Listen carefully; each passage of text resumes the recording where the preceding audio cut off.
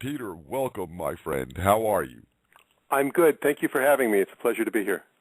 Oh yes, believe me, tonight's going to be a great show. I can't wait to hear what you have for us. But before we get started, Peter, just give us a brief background on yourself and what because the Montauk project, when I began researching that was some very powerful information.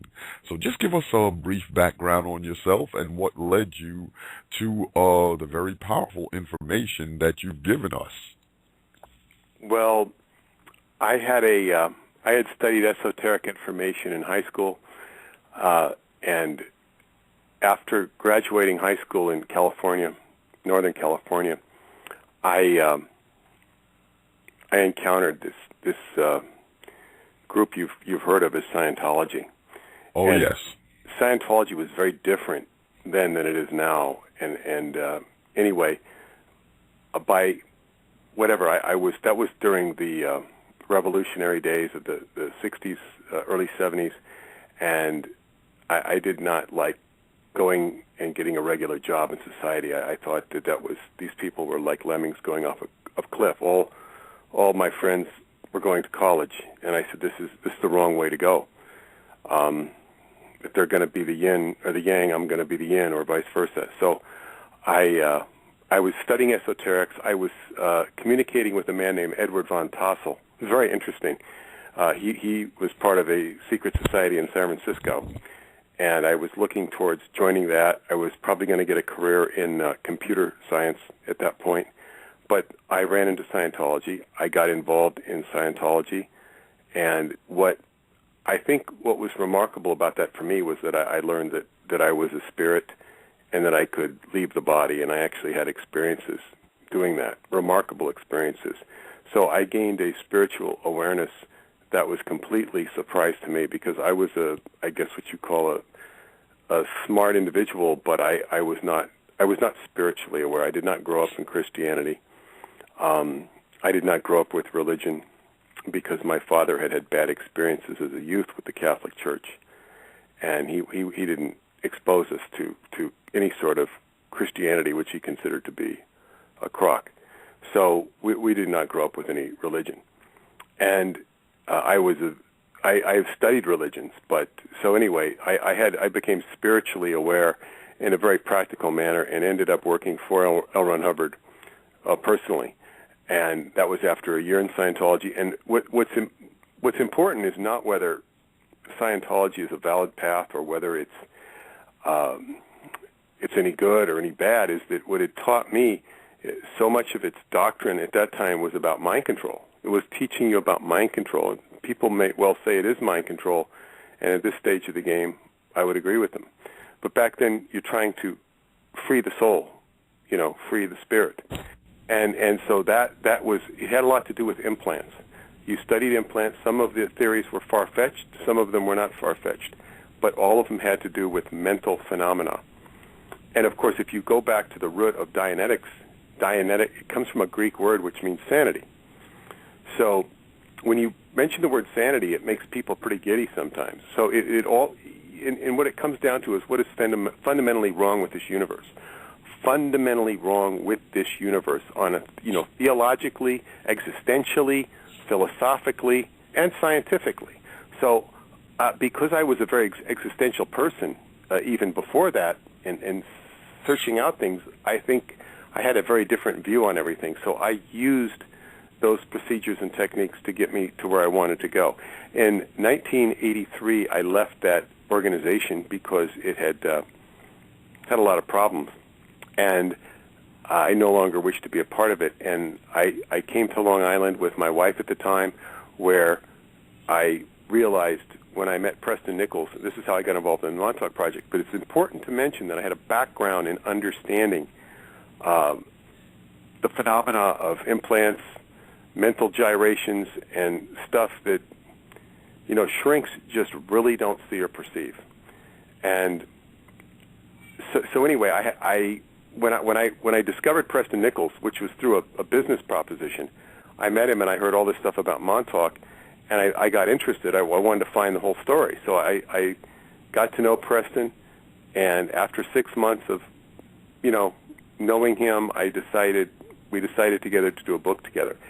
And there was a lot of processing of information, sorting through, because at that point, people on Long Island did not want to talk about the Montauk Project. They did not like it. They'd said it didn't happen. They would get very angry. Right now, it's been put into the society as a urban legend, and you can talk about it, and people, just like, nobody minds you talking about Area 51, nobody minds you talking about Montauk. But 20 years ago, it was a very dirty word. Not Montauk, but the Montauk Project. And there was a lot of resistance about talking about it, and it was so I had a background in dealing with this, and so, and dealing with Preston was not easy, because Preston is a genius, but he kind of talks backwards sometimes. And I had to tape everything and kind of re-edit, re-scramble it, and re-edit it, so it made more linear sense than it would have otherwise. So Preston dealt with a lot of phenomena. He's called eccentric, bizarre, and whatnot, and he is all these things, but he's also a genius. And you have to put up with a certain amount of dross to get through to the kernels of what he's talking about sometimes, which is what he had to offer that was so important. You see a lot of people that have been through implant machines or shock machines or different forms of psychiatric or psychological torture, and they don't necessarily have much to offer in the way of science.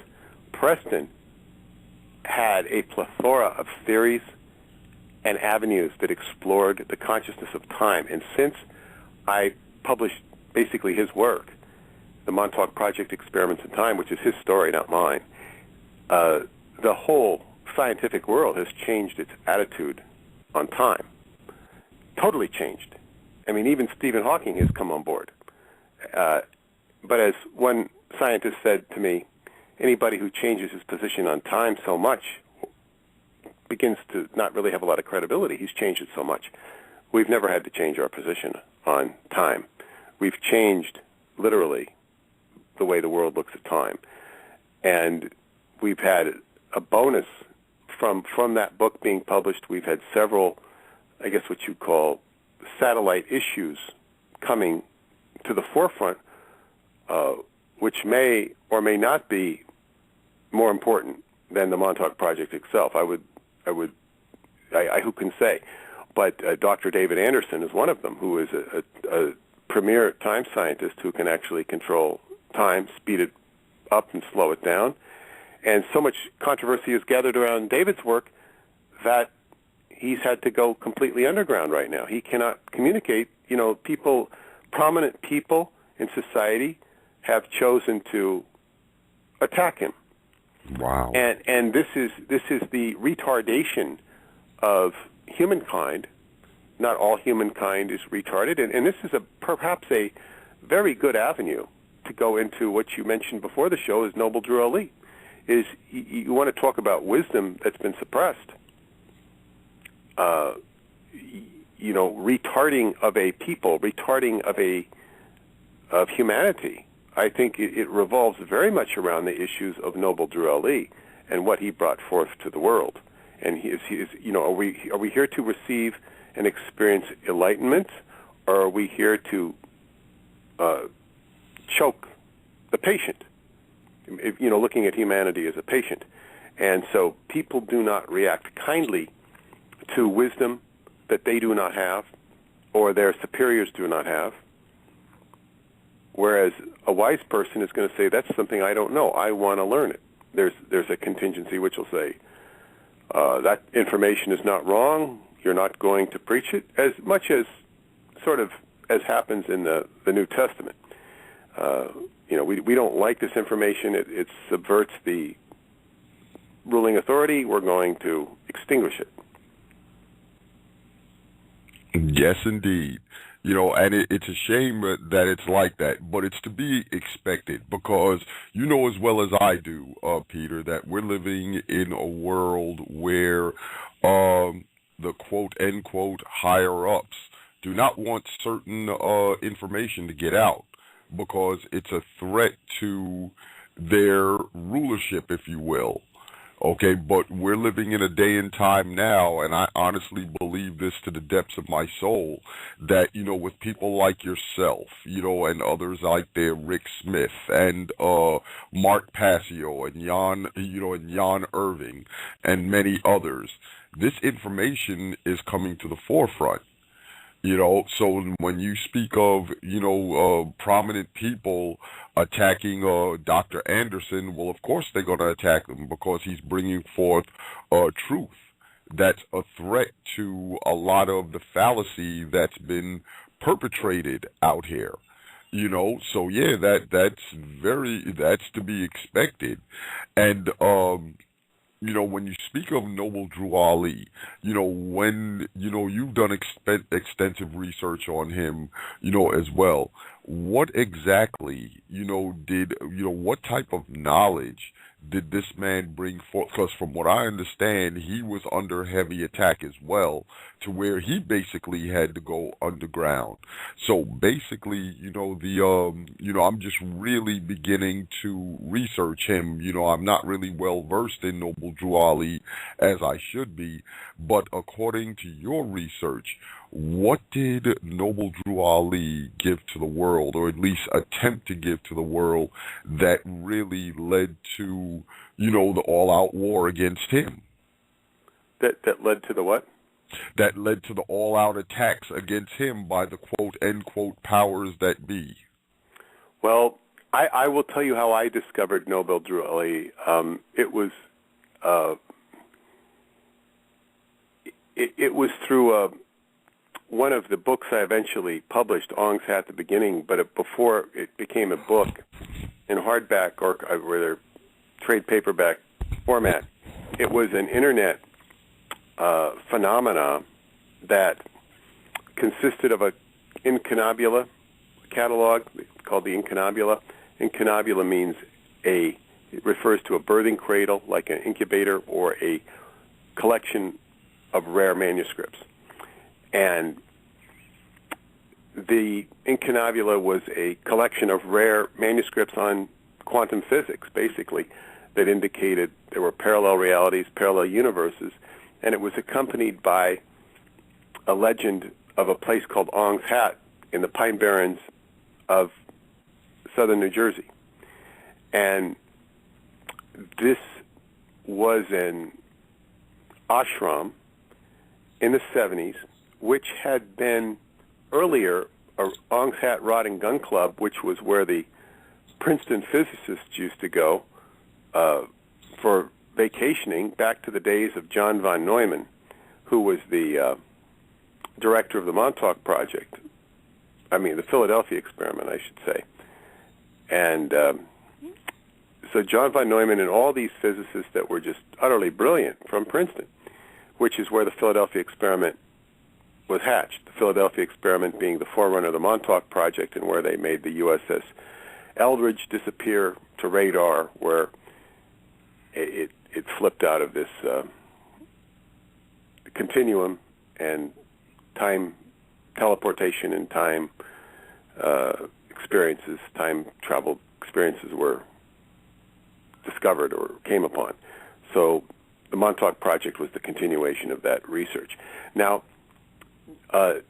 where Noble Drew Ali was connected to this ashram at Ong's Hat, New Jersey, was this ashram was a very eclectic place of different disciplines and wild and far out stuff, which included physics, hardcore physics that was, according to the stories, was perpetrated or conveyed by physicists who were of a hippie persuasion, and this opened a door to pharmaceuticals, hallucinogenics, which were part of the ashram experimentation.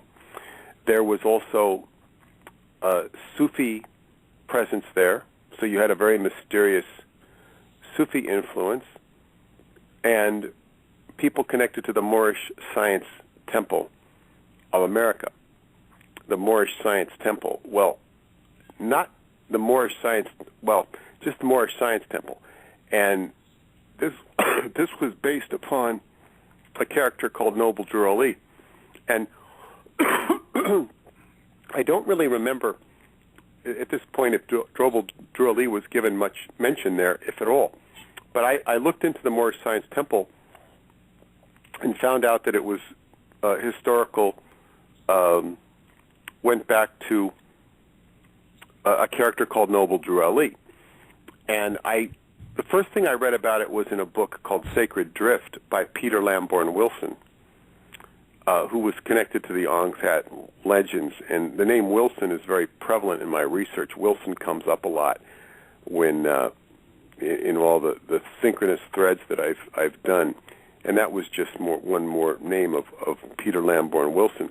But he talks about Noble Drew Ali, and he goes into some of the history of Noble Drew Ali. But even reading that book, I was a little I quite didn't have the credulity that Noble Drew Ali was really a character. I mean, it was this was like legendary. And Peter Lamborn Wilson, it's been so long since I read the book. He's a very creative writer and a very interesting writer. But this, I didn't know how much of it was actually just kind of a legend, because he was part of a group called the Moorish Orthodox Church. And the Moorish Orthodox Church was supposedly seeking to continue the Moorish Science Temple, which, according to everything I was reading here, not necessarily in that book, I don't recall, but was kind of like a lost part of history during the early part of last century. So the Moorish Orthodox Church was here to carry forward. Now, this was a big red herring. The Moorish Orthodox Church had a presence in Millbrook, up where Timothy Leary used to do his experiments up in Millbrook, New York.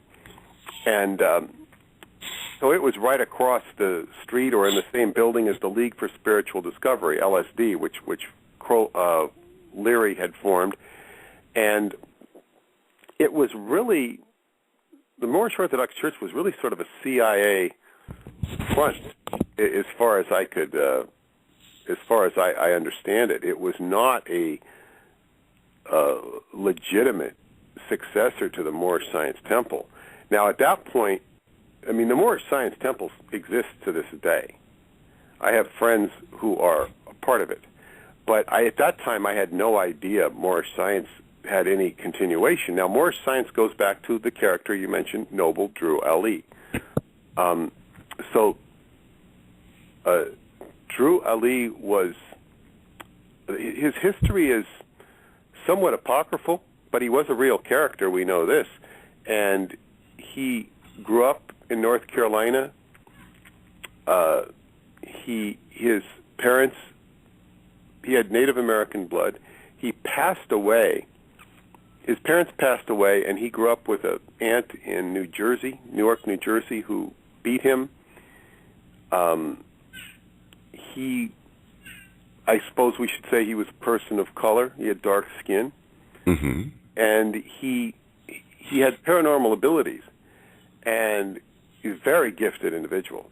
So in his very young man, I don't even think he was 19 at the time, he's either stowed away, I think he was supposed to have joined the circus at one point, and also have stowed away on a ship and gone to Egypt, where when he arrived in Egypt, he came upon a group of initiates,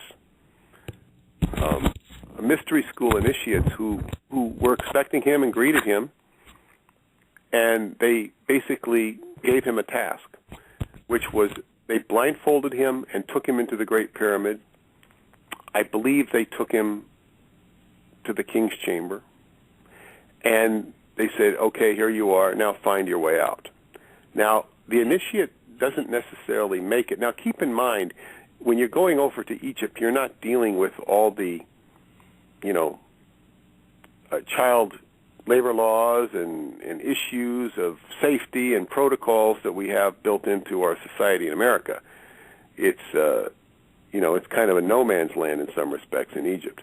Wow. But so anyway, he obviously did this of his own will, but they blindfolded him, put him in the Great Pyramid, and, the attitude is, good luck, you might never survive. I think it was 4 days later, they found him between the paws of the Sphinx. The implication was that he got there, not by crawling out of the pyramid, but by crawling underneath the complex of caves and tunnels and ended up between the paws of the Sphinx. In any case, they found him, and he had passed the test. Now, finding him between the paws of the Sphinx is very symbolic, and we won't go into the symbolism of that because it kind of might digress from. But it showed that he had a great deal of enlightenment. I mean, the Sphinx being the riddle of mankind. He was told the true history of the Moorish people at that point by these initiates, and that America was Almaricanos. We got the name America from Almaricanos, not from Amerigo Vespucci, and Almaricanos means El Morocco, and that Morocco was the Sultanate of Morocco was the ruler of America at one point. Now, this goes back into a very deep history, and he was here. He came back to America to teach the so-called black people, which were really of Moorish descent and heritage, their true heritage, and that this whole stuff about African slaves, I mean, look, there were a lot of slaves brought over from Africa, don't get me wrong, but this was not where all the black people came from. There were black people of Moorish descent here in America. This is why we have cities like Cairo, Illinois, Memphis, Tennessee, and Alabama was either called Ali Bamu or Ali Baba. Right. And all of these names, Alexandria, which might have had a more, and so there's a lot of history is a charade that we've been told, and there's the story of which I brought out in my book Synchronicity and the Seventh Seal, the story of George Washington and the chopping down of the cherry tree. The Moroccan flag was the red flag, the red standard. It was called the cherry tree because it was red. Originally, it was pure red. They later put a green saber on it, or a green pentagram on it to distinguish it from maritime red flags. But it was originally red, and it was called the cherry tree.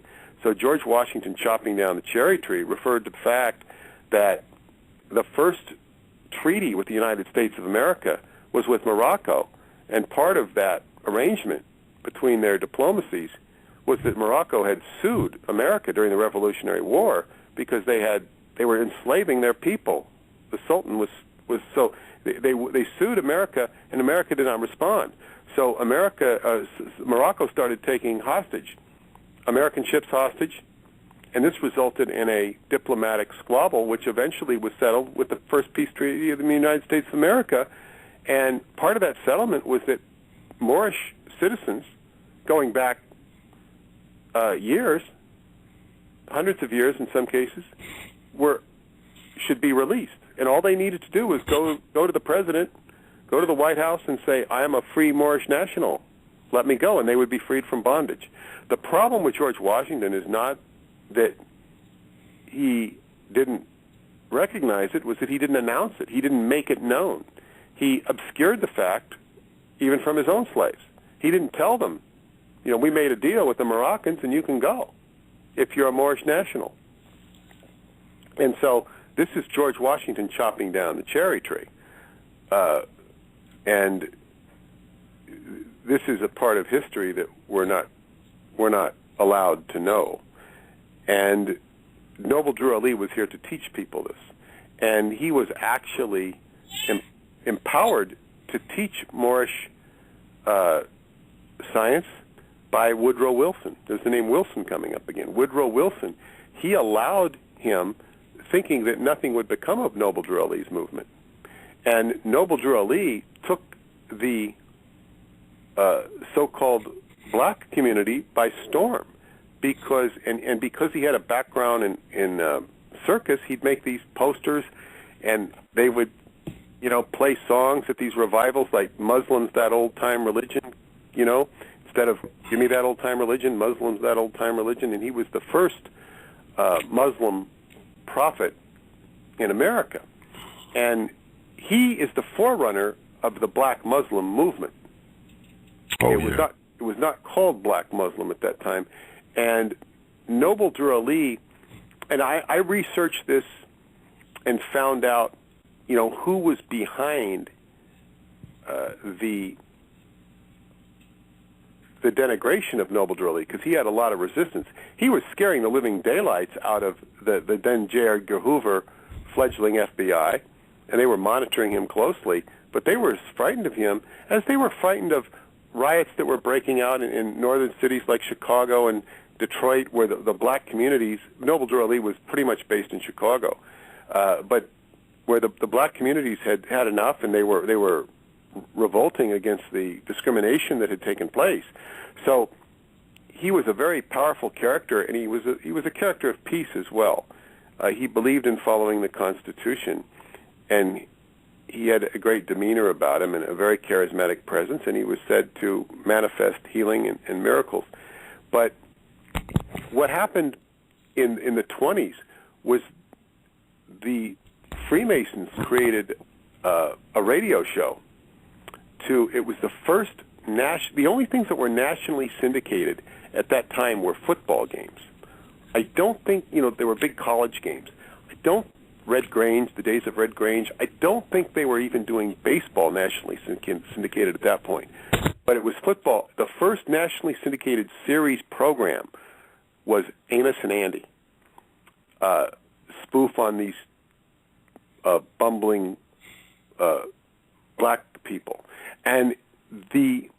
But what the target of Amos and Andy was the Moorish Science Temple. Because if you go back and you watch the old Amos and Andy TV show or the radio show, they were talking about the Mystic Order of the Knights of the Sea. That's what Amos and Andy belonged to, the Mystic Order of the Knights of the Sea.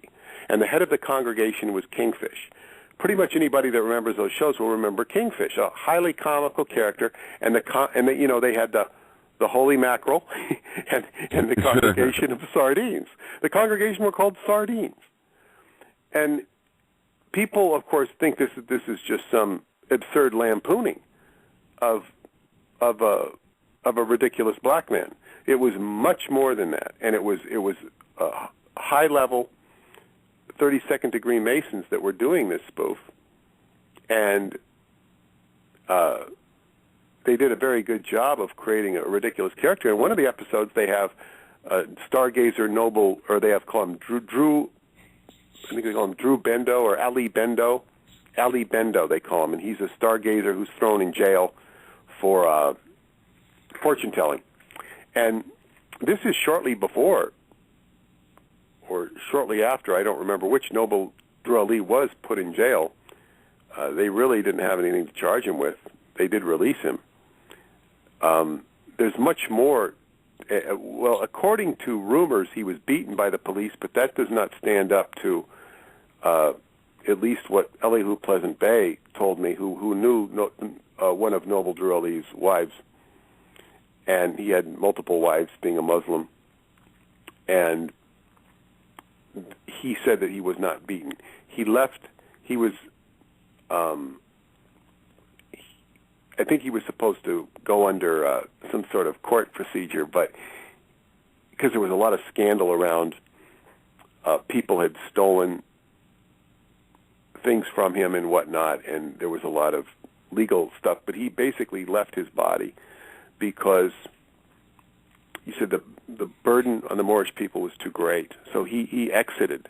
He said he could do more from beyond this world, and he exited. But there's another important thing, and one of the most troubling aspects of the legends and as well as the history of Noble Drew Ali was that he was at a Pan American conference in Havana, Cuba, where all of the dignitaries, state diplomats from all countries of the world, particularly Pan American countries, gathered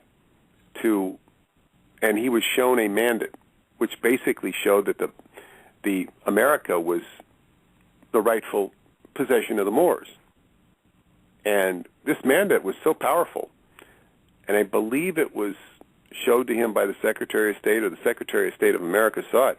But after this conference in 1928, all of the European countries pulled their money out of America because they saw that America was risky, because the true corporate shenanigans of the entire country were being, and the sovereignty of America as it stood was being threatened by the presence of Noble Drew Ali and this mandate.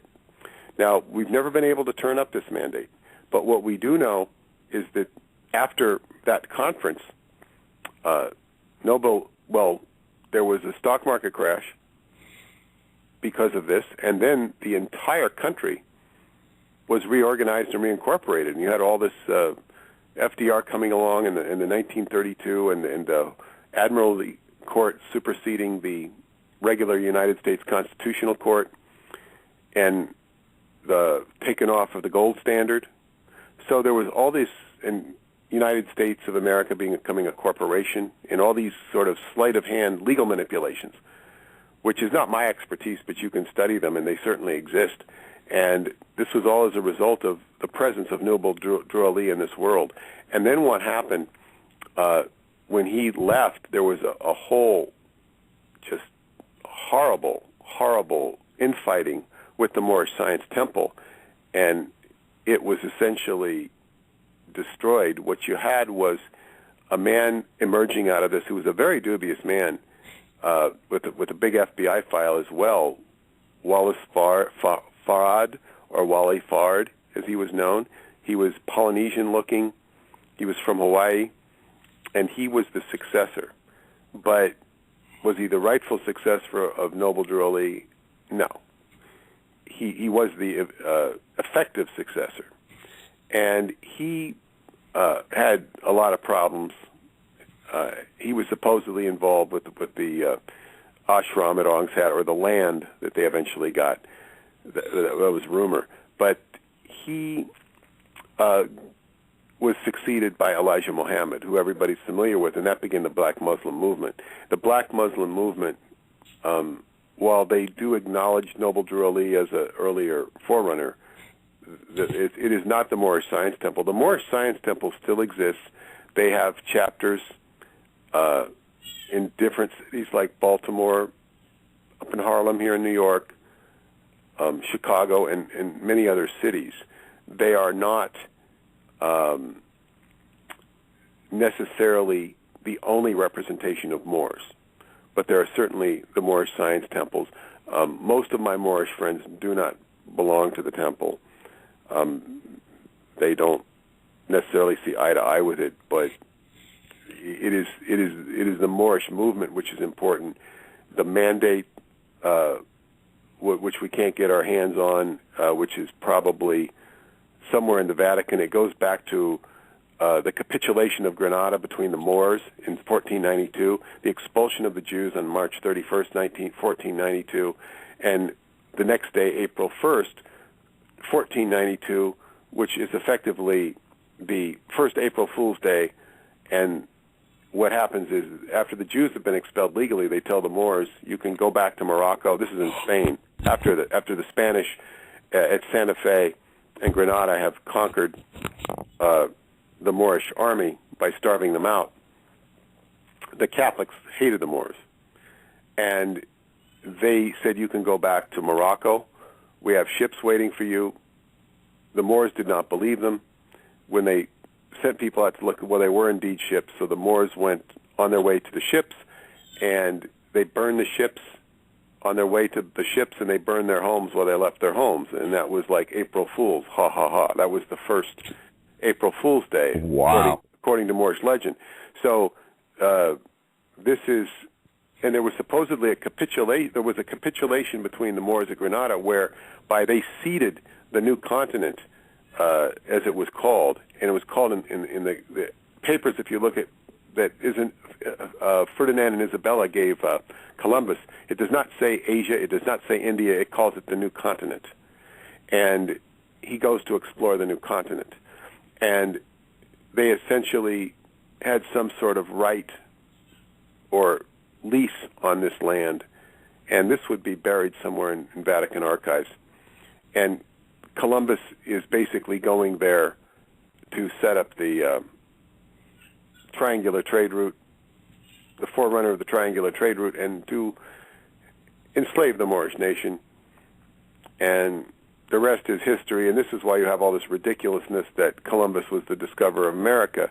This is utterly ridiculous to any legitimate historian. Even if they don't believe in the Moors, they know that he did not discover America and the whole history.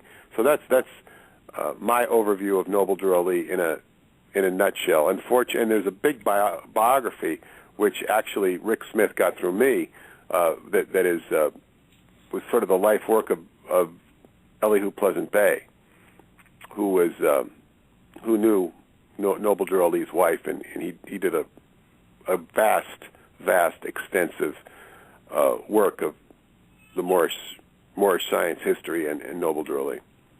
I see. Excellent. And before we go into your more recent work, Peter, your Mystery of Egypt, the first tunnel, and your work with Transylvania, we're going to take a quick call from the switchboard. But I'm very interested because I've always been fascinated with Egypt. And being involved with the occult. When I heard you mention Transylvania, I was like, this is really going to get interesting. So, yeah, we're definitely, after we take this call, we definitely want to hear more about your recent work. All right, and we have a caller from the 215 area code. Caller, if you're there, please state your name and where you're calling from.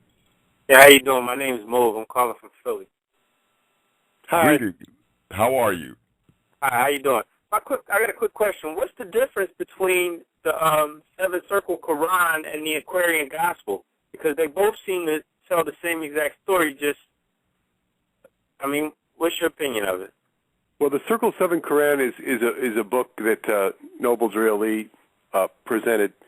I'm not an expert on either one, but he's talking about the Aquarian Gospel of Jesus Christ, which is basically an occult book, and I think it, if I'm not mistaken, I think it predates Noble Drew Ali's Circle 7 Quran, and it's basically tells about the missing years of Jesus, or some of the missing years of Jesus, and Noble Drew Ali, much of the information in there is similar, very similar, if not identical, but I think, so it makes you wonder if the Circle 7 Quran is a compilation of, but it includes that data, and it's sort of tells, what it is, I think what's important is it tells of the mystery tradition of the character we know as Jesus Christ, who during his missing years went through various mystery schools. So I would say that my interpretation of it is that Noble Drew Ali was initiated into mysteries through mystery schools, and this began with his adventures into Egypt, and they would have been fosterers or perpetrators of the information as the author of the Aquarian Gospel of Jesus Christ, whoever that was. So I believe that he was similarly initiated as was the author, and that's why it occurs in both books. Whether he was aware of that book or not, I couldn't tell you. I hope that answers the question. Okay, caller, do you have any more questions or comments? Can you hear me? Yep. Yes, we can hear you. Yeah, no, I guess that pretty much answers it. I got disconnected at the beginning of it, so I'm going to have to download and listen to it again. But you're giving a lot of great information. Yes, he is. One more quick question.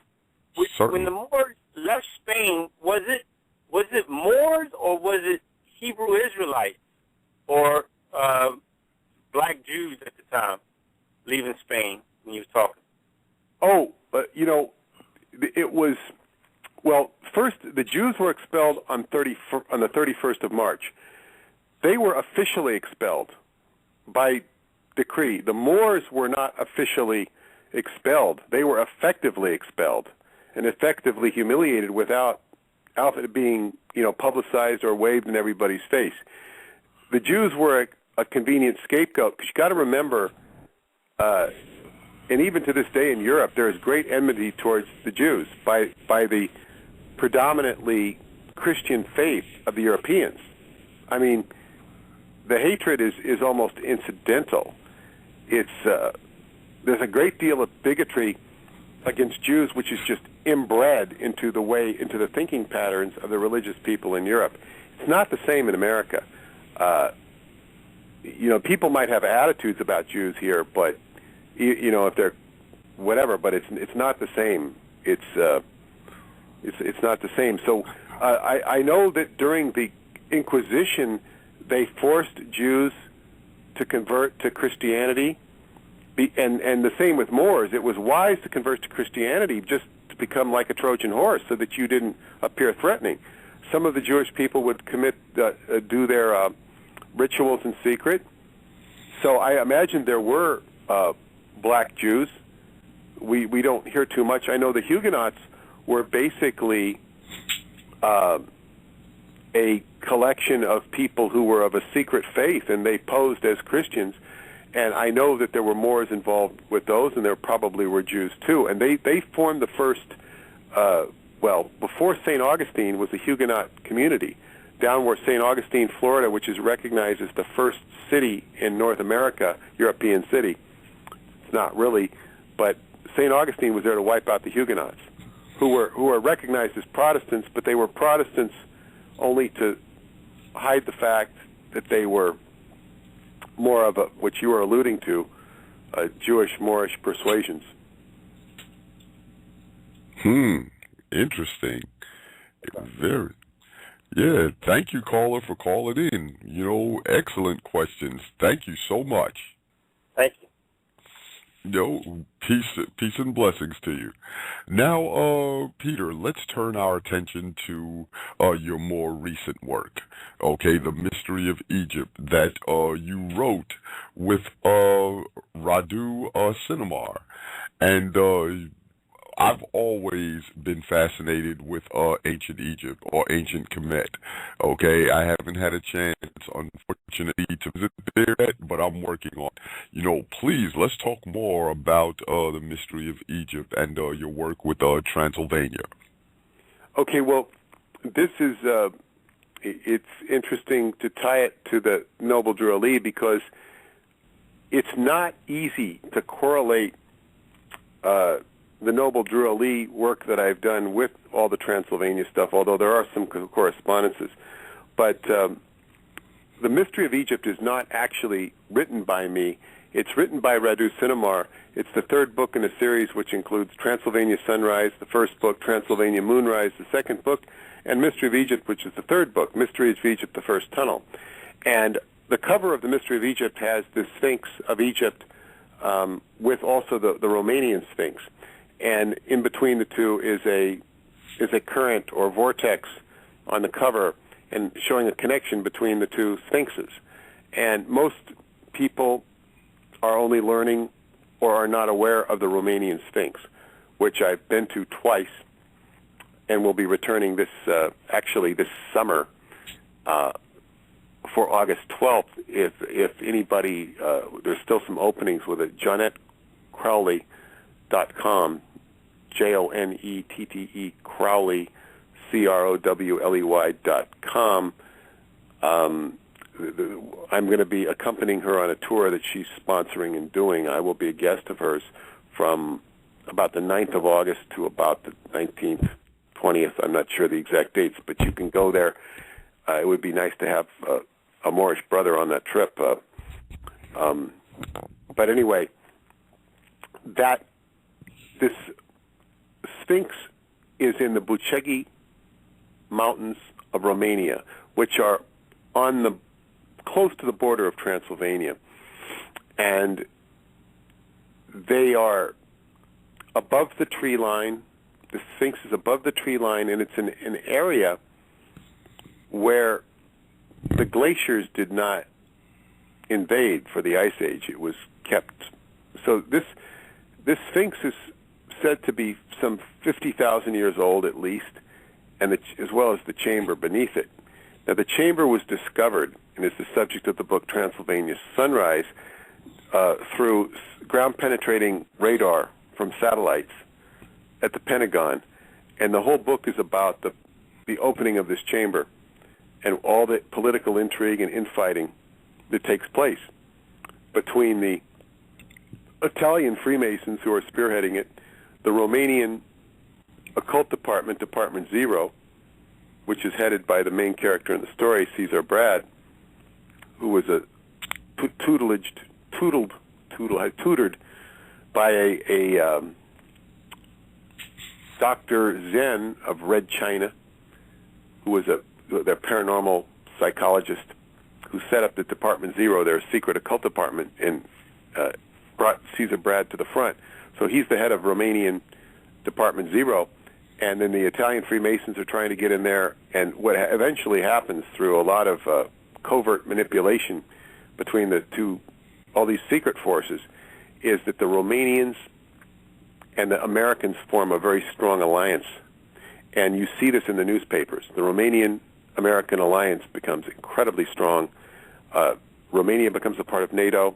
There's unprecedented diplomatic negotiations and relations between the two countries because the Romanians have this special chamber and the Americans have the technology to get at it. So this chamber, when they discover it and they open it, which is some hundreds of yards below the surface of the Romanian Sphinx and embedded in a mountain, is an ancient chamber which has holographic technology, which includes the ability to put your hand over a table that's 6 foot high, meaning big beings built this, and it reads out your DNA holographically. Wow. The closer you put it to the table, the more microscopic is the reading out of the DNA. You put your hand on another table or another part of the table, and it'll read out the DNA of another life species from another planet, and you can tell the star system and the planet from a projection of that star system. It might say Orion, it might say Pleiadian, whatever it is. It shows the life form. A 3D holographic representation. If you put them both over at the same time, it'll show a hybridization of those two life forms. What you have here is a virtual Noah's Ark. And this concept takes us beyond the two-dimensional referencing of a document like the Old Testament, which is just, pathetic in terms of its ability to render such a incredible, holographic thing, You're reading a two-dimensional text when you read the Old Testament. How true can a two-dimensional reference frame be, like the Holy Bible? It's two-dimensional. It's not even three-dimensional, let alone, it's not holographic.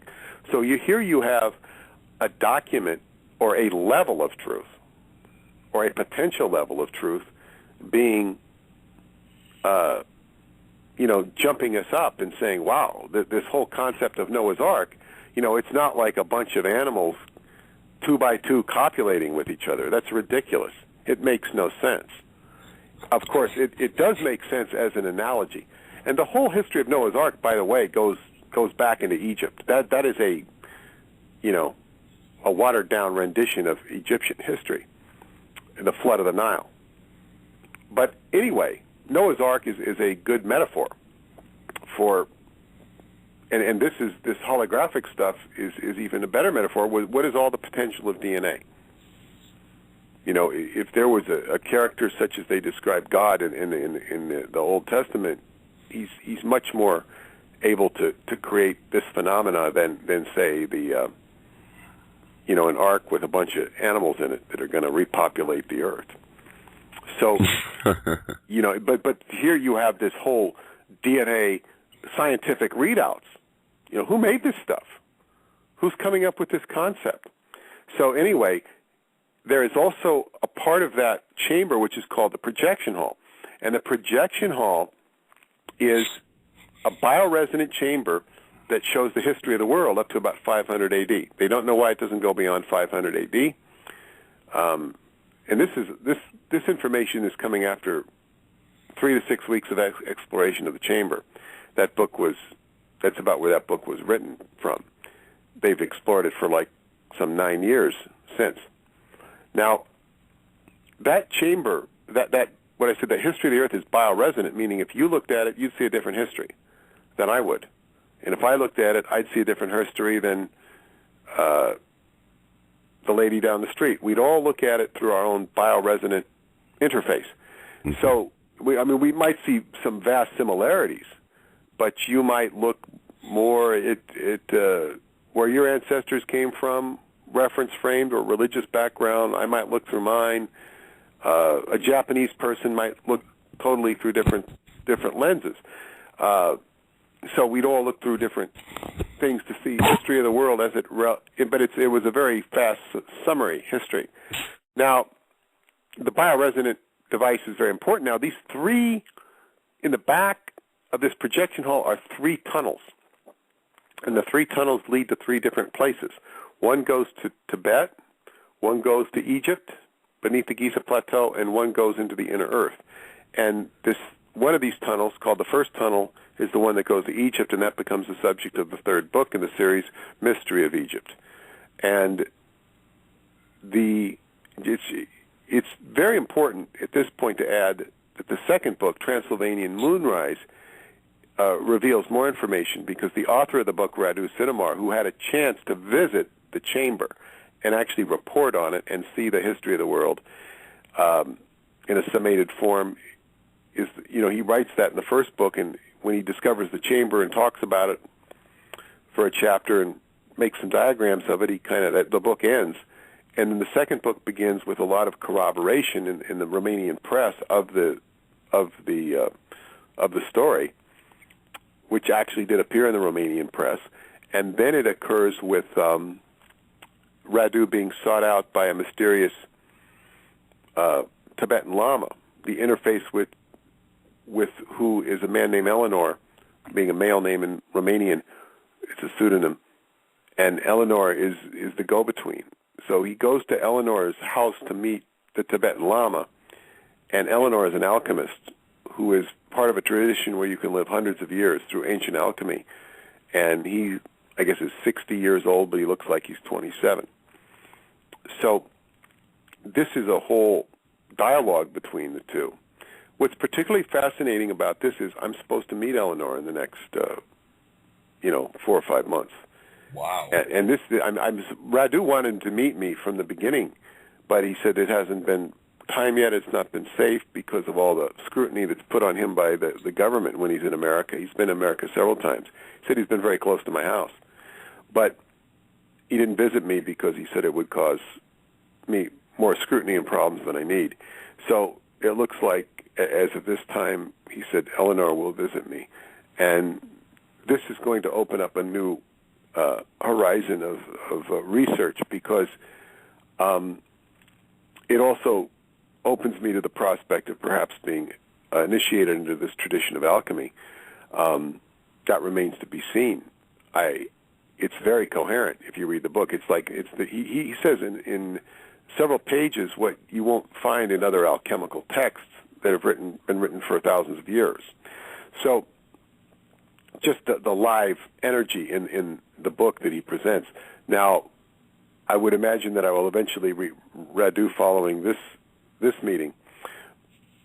But in that book, Transylvanian Moonrise, the Tibetan Lama reveals himself to be Dr. Zen, who was the one who tutored Caesar, who opened up this chamber in the Buchegi Mountains. And so this is all being orchestrated by a Tibetan Lama who was part of the Dalai Lama's court in the 50s, and he escaped prior to the Chinese invasion of Tibet, and he ends up being a leading character in the occult department of the Chinese government. So he's a very mysterious character.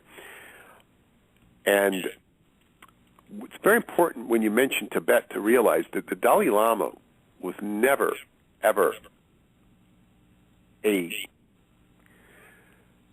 pivotal character in terms of what's really going on in Tibet. That he's more of a figurehead, sort of like our president is with our secret government here. Exactly.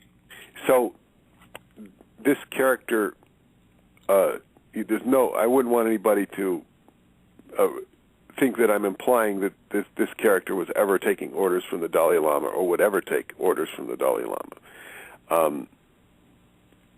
The Dalai Lama is all wrapped up in the CIA. He was sponsored by the CIA. He was smuggled out by the CIA. He's taken, he's been funded by them. So it's like you can't consider the Dalai Lama with a straight face. Although he has a laugh, which I get a big kick out of.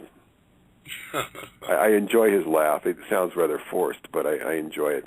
But besides that, the Lama takes Radu with Eleanor to Transylvania, to an ancient mountain area which was the home of Rama in the Vedic classic, the Ramayana. The Ramayana is one of the great classics of Vedic Indian literature, and all the events in the Ramayana took place in Transylvania, according to this story. And Rama was a great character of the Vedic religion, and he takes him in a space translation, which is very well described, to Tibet, where he enters a cave. Radu does, and he meets this blue goddess, Mashandi. I've written a lot about the blue race. Mashandi is a Dakini, meaning a tantric goddess, and she gives him a manuscript, which becomes book 4, which I'm working on the editing. It's basically my job to edit these books. They're translated from Romanian into English, and then I edit them into understandable English. And I sometimes, in all the books, I've added my experiences in Romania, my corroborations, and some of my adventures in Romania to some of the holy sites in Transylvania, and as well to the Sphinx. And some of my interactions with Dr. David Anderson. For example, Transylvania Moonrise has the whole description of his time reactor, which solves the world's free energy issues, and a brief description of how time, pretty extensive actually, how time has been misdefined by science. Time being defined as distance. So, which was taught to me by Dr. David Anderson. So, there's a few other themes that weave their way into Radu's adventures by my own additional experiences. Now, that manuscript is sort of the point of the second book, but there's a lot more around it. There's a lot of esoteric information. That's just a very quick overview, which takes us to the third book, Mystery of Egypt, where Radu is taking care of Eleanor's villa, which has a huge alchemical library as well as a alchemical laboratory in the basement. And he is visited by Caesar once again, who he hasn't seen in a long, long time, who wants him to become a part of Department Zero to go on this mission through the tunnel to Egypt beneath the Giza Plateau. And this, they're going to go in specially designed cars with cold fusion technology, and a team of Americans and Romanians. It's a small team, three Romanians and 2 Americans. And one of the Americans is a very intriguing character who's named Aiden, and he's a sort of a tech nerd, but he's got a holographic laptop computer, which the keyboard is holographic, the projections are holographic. And he said that he feels like he's telepathically connected to the circuitry inside the computer, which he said is tied to Hilbert space. And Hilbert space is mathematics that's interdimensional space, basically. So the idea of a computer being sort of like software programmed into the actual dimensions of Hilbert space is fascinating. And he's a decryptor, so he goes along to help them figure out certain things on this journey. But basically, they go through the tunnel, and the tunnel is actually not a regular tunnel. The other two tunnels that we're told are regular tunnels. This tunnel goes for a short distance, and then it basically has a series of crystals, and there's illustrations of them in the book, diagrams actually, and it goes into a parallel reality. The tunnel, so when they're going through the tunnel, they feel a real tunnel, but it's not a tunnel in the physical sense as we know it, but it's taking them on a trip when it's got its own memory, like so that it's already there. When they leave the tunnel, it's no longer there as far as they can see, but it's still there somewhere in hyperspace. And when they go through that tunnel with its stationary points, it looks like a regular tunnel where they stop and eat or whatever they do. And they eventually get to a place beneath the Giza Plateau where they're there to pick up some slates, which are actually DVDs. They look like a slate tablet by an ancient civilization, and they are DVDs of the history of the world, but extensive histories.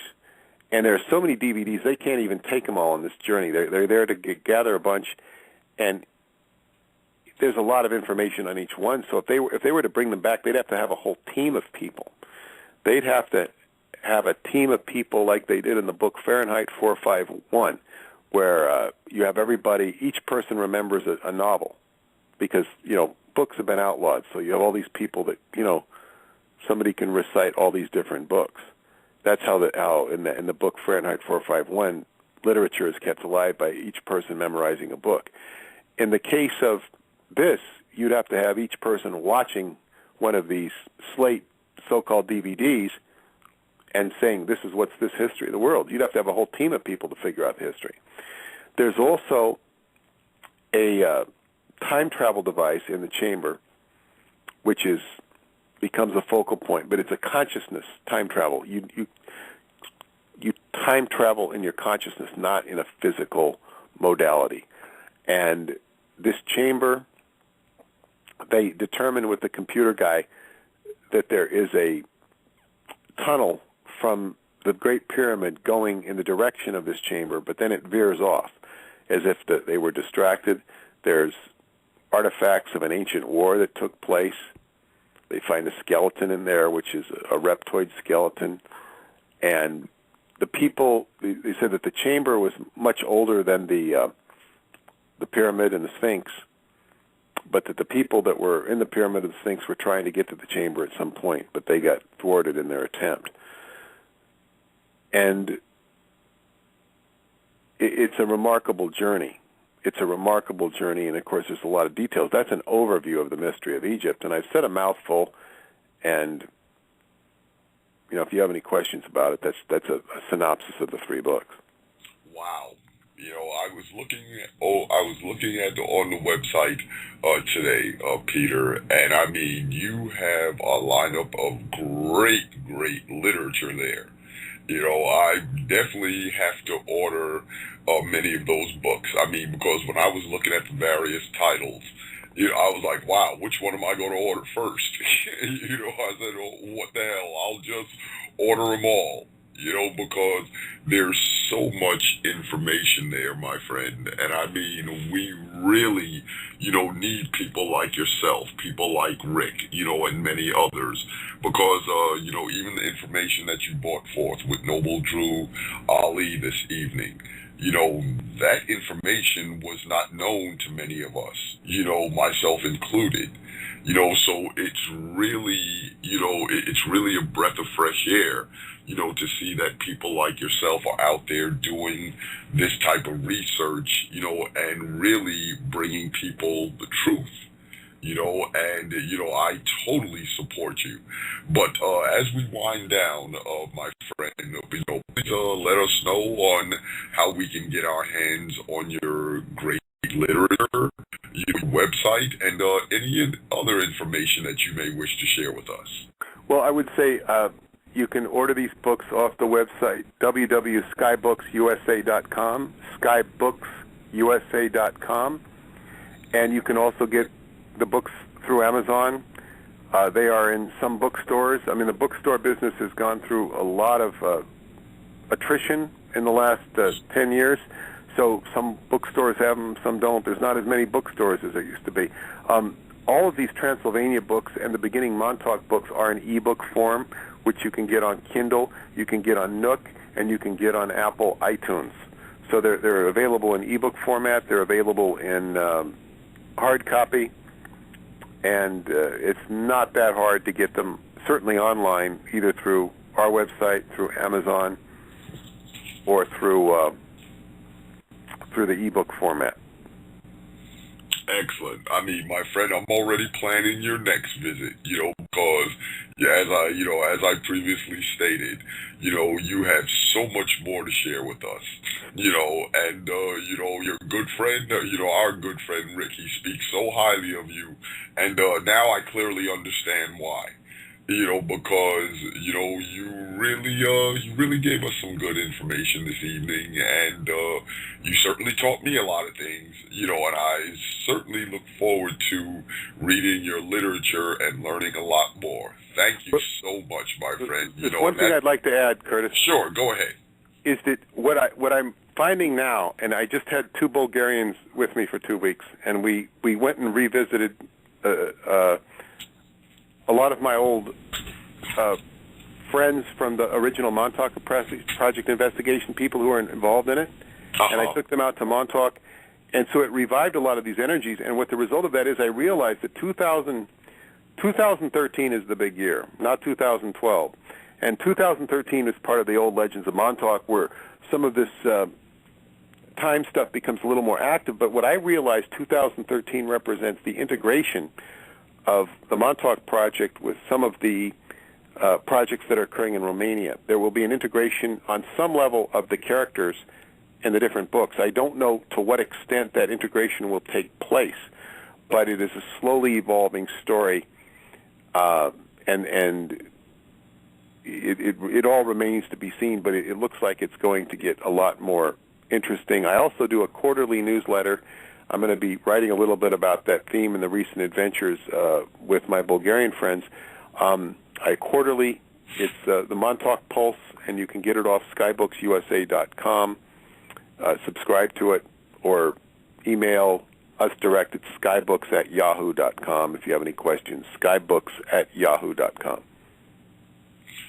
Not only coming from me, Peter, but coming from the entire Occult Science Radio family, as well as the Occult Network family, we want to extend a wholehearted thanks to you, my friend, for taking time out of your busy schedule to be here with us on Occult Science Radio.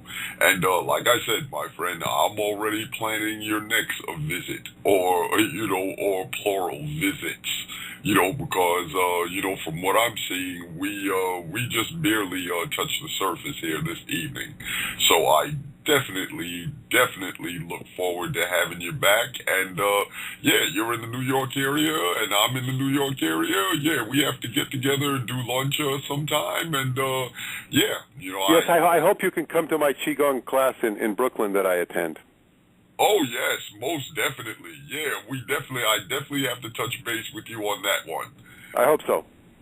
Okay, thank you so much, my friend. Rest well, and if you have the opportunity tomorrow evening, tune in. That's when Rick Smith will be our guest tomorrow.